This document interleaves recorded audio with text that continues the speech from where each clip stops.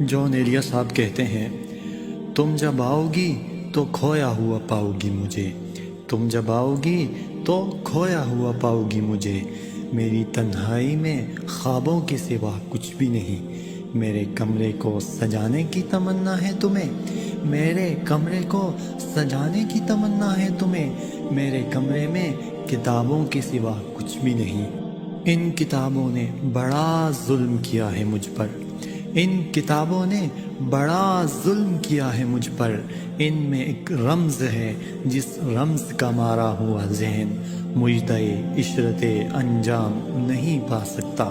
زندگی میں کبھی آرام نہیں پا سکتا۔ اور اعجاز توکل صاحب کہتے ہیں، قبروں میں نہیں ہم کو کتابوں میں اتارو، قبروں میں نہیں ہم کو کتابوں میں اتارو، ہم لوگ محبت کی کہانی میں مرے ہیں۔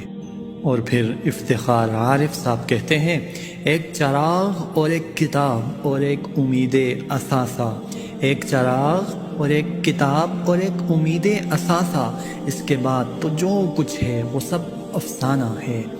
کتابیں بھی بالکل میری طرح ہیں، کتابیں بھی بالکل میری طرح ہیں، الفاظ سے بھرپور مگر خاموش۔ اور اب آخر میں خودی کی لکھی 2 لائنیں آپ کی سماعتوں کی نظر کرتا ہوں کہ ماضی قریب میں ہر دوسرا حرف شناس شخص کتاب دوست ہوا کرتا تھا، چاہتا تھا کہ بس وہ ہو، کتاب ہو، اور ایسے لمحات بے حساب ہوں، لیکن حال میں ایسی شخصیات خال خال ہی ہیں۔